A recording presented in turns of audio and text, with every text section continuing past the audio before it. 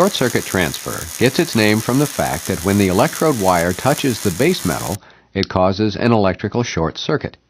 The heat required to melt the base metal and the electrode wire is produced when an electrical arc flows from the wire to the workpiece. When the electrode wire contacts the weld pool, it produces a short circuit in the current flow and turns the arc off. Amperage increases to overcome the short, the arc turns back on, and the cycle repeats itself. Controlling the voltage controls the timing and intensity of the on-off circuit, which in turn controls the height and width of the bead.